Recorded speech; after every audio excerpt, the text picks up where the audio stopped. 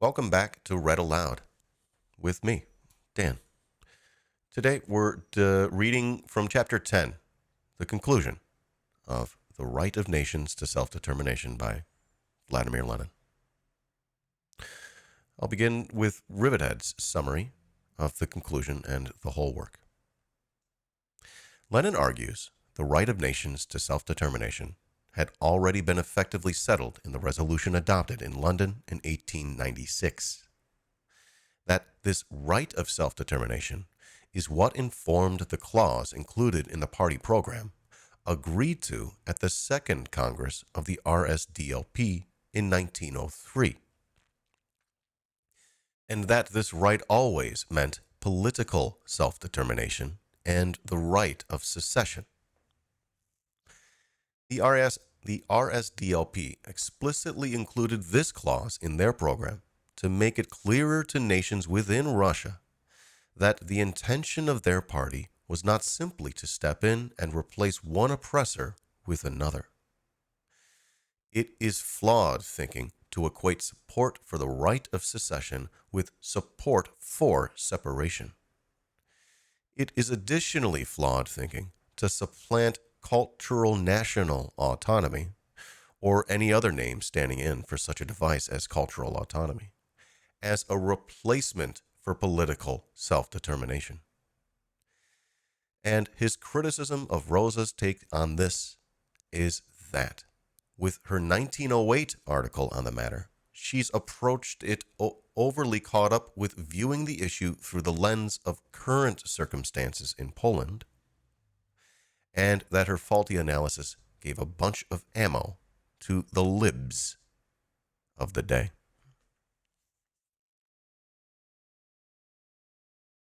Chapter 10. Conclusion.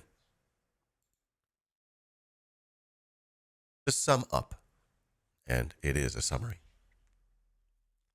as far as the theory of Marxism in general is concerned, the question of the right to self-determination presents no difficulty. He says this is not hard, guys. This is not confusing. Do not make it confusing.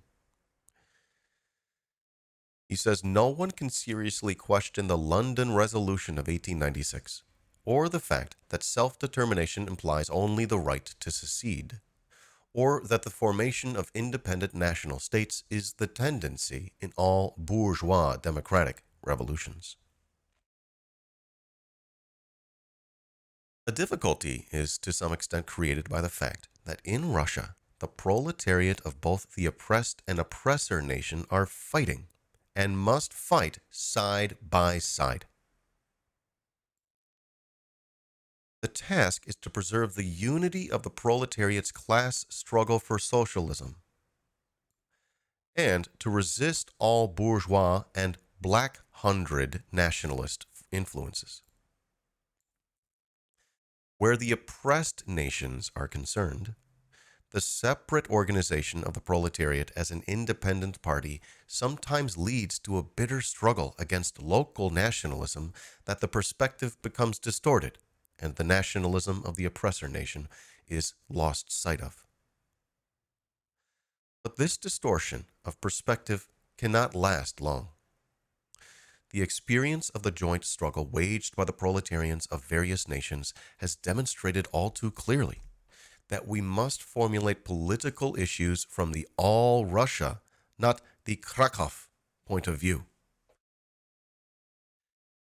And in all Russia politics, it is the Purishkeviches and the Kokoshkins who are in the saddle. Their ideas predominate, and their persecution of non-Russians for separatism, for thinking about secession, is being preached and practiced in the Duma, in the schools, in the churches, in the barracks, and in hundreds and thousands of newspapers. It is this great Russian nationalist poison that is polluting the entire all-Russia political atmosphere. This is the misfortune of one nation, which, by subjecting other nations, is strengthening reaction throughout Russia. The memories of 1849 and 1863 form a living political tradition, which, unless great storms arise, threatens to hamper every democratic and especially every social democratic movement for decades to come.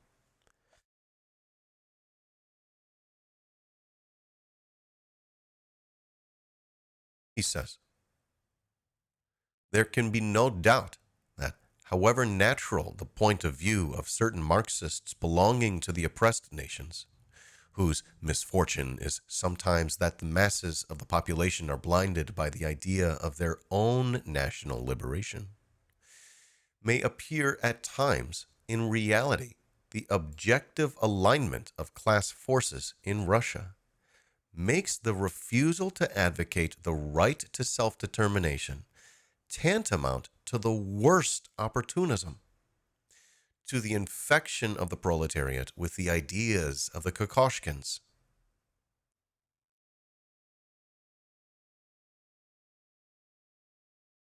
And these ideas are, essentially, the ideas and the policy of the Purishkeviches.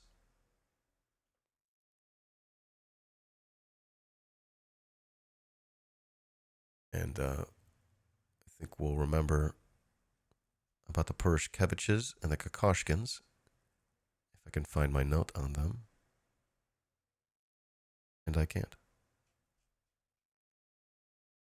So we shall look really quickly.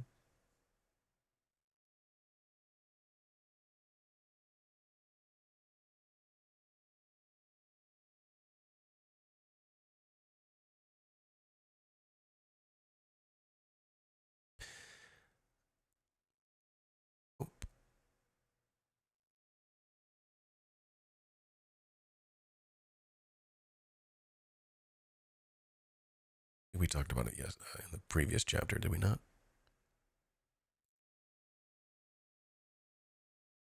Here. Nope.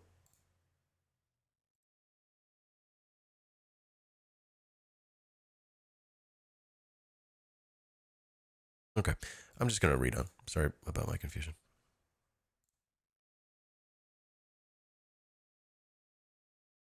Welcome in, comrade. Okay. Reading on.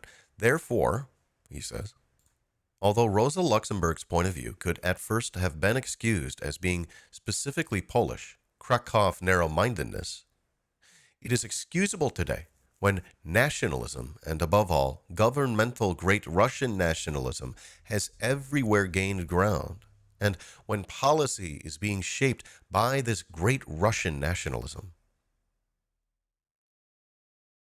Inexcusable, he says, when these people are in power.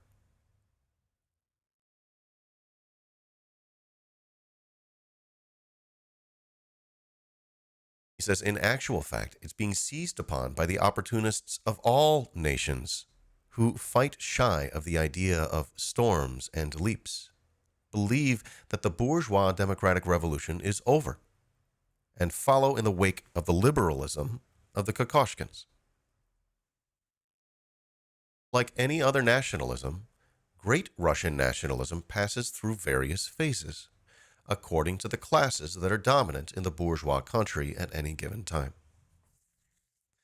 Up to 1905, we almost exclusively knew national reactionaries. After the revolution, national liberals arose in our country. We have a footnote here, 20, about Krakow narrow-mindedness. It says it's not difficult to understand that the recognition by the Marxists of the whole of Russia, and first and foremost by the great Russians, of the right of nations to secede in no way precludes agitation against secession by Marxists of a particular oppressed nation. Just as the recognition of the right to divorce does not preclude agitation against divorce in a particular case. We think, therefore, that there will be an inevitable increase in the number of Polish Marxists who laugh at the non-existent contradiction now being encouraged by Semkovsky and Trotsky.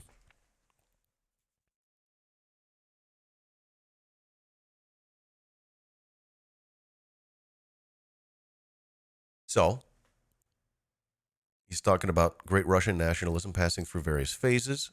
Up to 1905, they only knew the national reactionaries, and then after the revolution, national liberals. National liberals arose in our country. I believe he's referring to the cadets. Is that right? The constitutional Democrats or something? I'm forgetting. He says, in our country, this is virtually the stand adopted both by the Octobrists and by the cadets, Kokoshkin. That is, by the whole of the present-day bourgeoisie.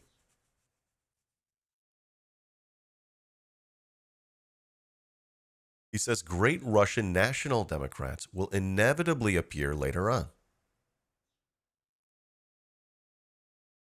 Warning about that. Then he says, Mr. Peshekhanov. He says, Mr. Peshekhanov, one of the founders of the Polish Socialist Party, of the Popular Socialist Party, already expressed this point of view in the issue of Roskoye Bogactwo for August 1906, when he called for caution in regard to the peasants' nationalist prejudices. However, much others may slander us Bolsheviks and accuse us of idealizing the peasant. We always have made and always will make a clear distinction between peasant intelligence and peasant prejudice, between peasant strivings for democracy and opposition to Purishkevich, and the peasant desire to make peace with the priest and the landlord. Thank you, chat. Kokoshkin, co-founder of the Russian Constitutional Democratic Party, the Cadets. Thank you, chat.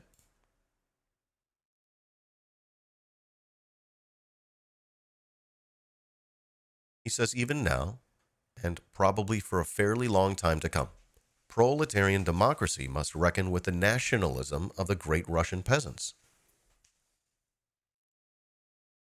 Not with the object of making concessions to it, but in order to combat it. The awakening of nationalism among the oppressed nations, which became so pronounced after 1905. Let us recall, say, the group of federalist autonomists in the First Duma, the growth of the Ukrainian movement, of the Muslim movement, etc. The awakening of the nationalism among the oppressed nations will inevitably lead to greater nationalism among the great Russian petty bourgeoisie in town and countryside. He's predicting all these different things will lead to this next thing and will lead to that. He's doing dialectical materialism. He says the slower the democratization of Russia, the more persistent, brutal, and bitter will be the various national persecution and bickering among the bourgeoisie of the various nations. The particularly reactionary nature of the Russian Purishkeviches will simultaneously give rise to and strengthen separatist tendencies among the various oppressed nationalities, which sometimes enjoy greater freedom in the neighboring states.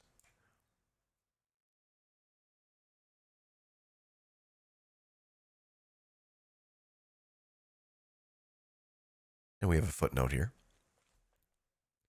It would be interesting to trace the changes that take place in Polish nationalism, for example, the process of its transformation from gentry nationalism, or my understanding is like a more feudal-based nationalism, yeah?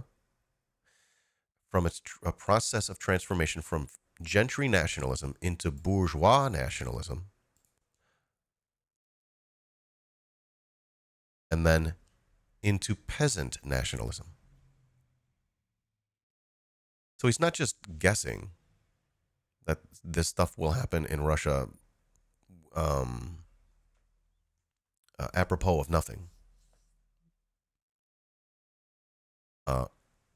He says history teaches this to us. Reading on in the footnote, it says in his book Das polnische Gemeinwesen im Prussischen Stadt, or the Polish community in the Prussian state.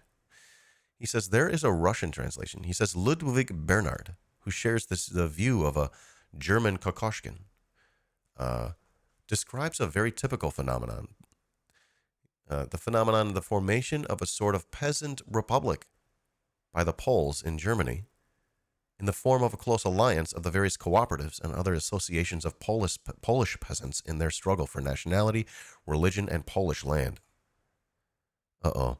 Why do I feel like they're going to have a problem with that? That's going to become Lebensraum, isn't that?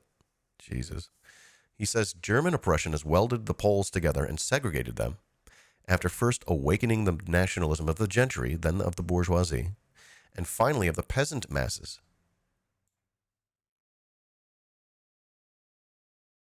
And he says especially after the campaign of the Germans launched in 1873 against the use of the Polish language in schools. Things are moving in the same direction in Russia, and not only with regard to Poland. 34. Must be page 34. Okay, so reading on here. In this situation, after the strengthening of separatist tendencies among the various oppressed nationalities, in this situation, the proletariat of Russia is faced with a twofold, or rather a two-sided task. To combat nationalism of every kind, above all, great Russian nationalism. To recognize not only fully equal rights for all nations in general, but also equality of rights as regards polity, that is, the right of nations to self-determination, to secession. And at the same time, it's their task, in the interests of a successful struggle against all and every kind of nationalism among all nations, to preserve the unity of the proletarian struggle and the proletarian organizations, amalgamating these organizations into a close-knit international association despite bourgeois strivings for national exclusiveness. Complete equality of rights for all nations. The right of nations to self-determination. The unity of the workers of all nations.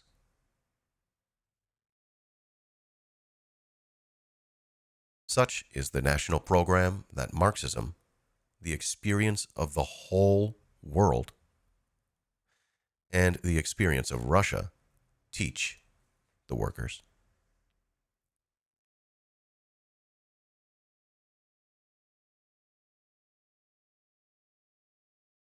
He says this article has been set up when I received number 3 of Nasha Rabochaya Gazeta, in which Mr. V.L. Kosovsky writes the following about the recognition of the right of all nations to self-determination.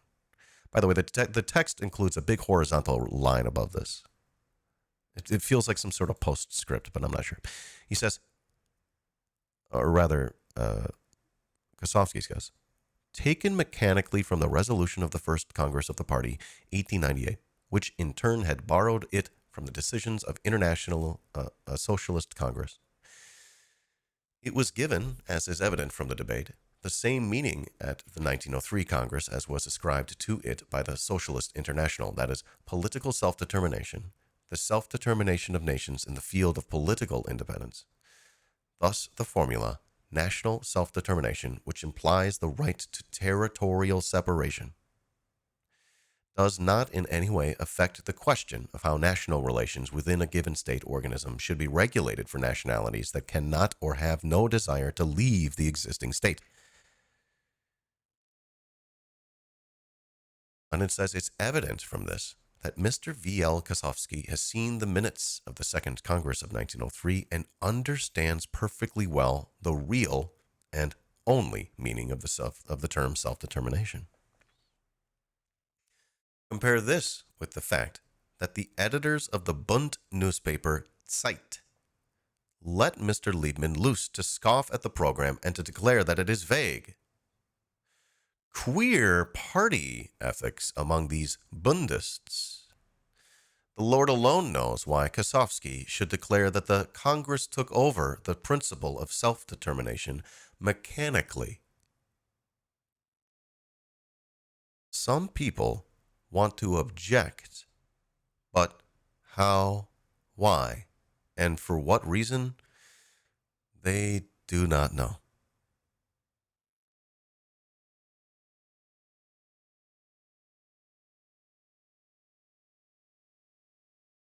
And that was the final chapter of The Right of Nations to Self-Determination.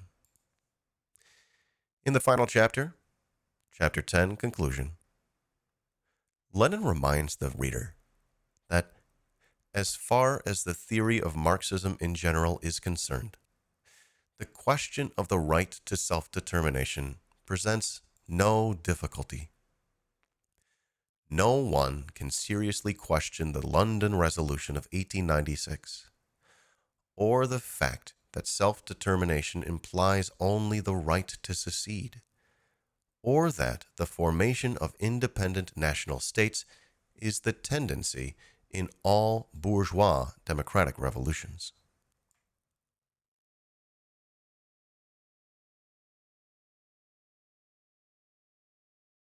Then Lenin went into a summary of the entire pamphlet, starting with the primary tasks of the Russian proletariat: to resist Black Hundred nationalism and preserve unity.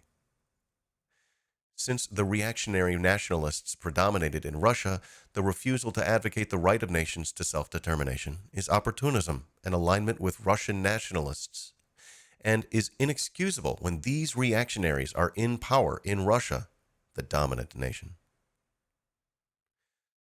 Lenin explains how the national liberals arose in Russia, warning against the future rise of national democrats, and that proletarian democracy will have to reckon with the nationalism of the great Russian peasantry. He warns that reactionary, brutal, and bitter national persecution will follow, that will give rise to separatist nationalist tendencies. And these are the conditions of the proletarians in Russia that they face when they deal with the national question. Therefore, the Russian proletarians' tasks are to combat nationalism of all forms, especially great Russian nationalism, to recognize the right of nations to self-determination, and to preserve unity of proletarians, international unity. Lenin finishes by reminding the reader that history teaches us these lessons, and history would go on to prove his correctness on this matter. That is, and these are my notes here, in the few years of the Russian Revolution, these are actually not my notes, they're actually from a website. In the few years of the Russian Revolution, the Bolsheviks fulfilled their promise to the oppressed nationalities and put into practice the principle of the right of nations to self-determination. 5 independent republics were recognized, including Finland, Latvia, Ukraine, and Georgia. And in addition, 17 different autonomous republics were created within the Russian Soviet Federative Socialist Republic. And with that, the right of nations to self-determination.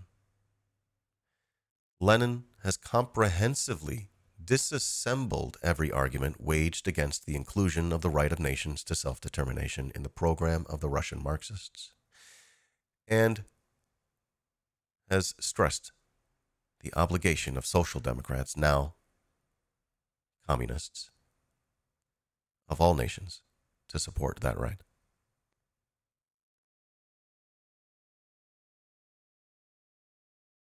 Thank you for joining me today here on Read Aloud. I hope you enjoyed this. If you got something out of this, if you learned something, if you laughed, if you cried, if you found this to be valuable, and if you have a couple bucks laying around, feel free to support my content. That does mean a lot. And we'll see you next time on whatever we choose next. I do believe we're going to read some Mao. If you're watching the replay, check out something else. Check out another book that I've read. And if you're watching live, stick around. We'll keep it going. Love your face. Thank you so much.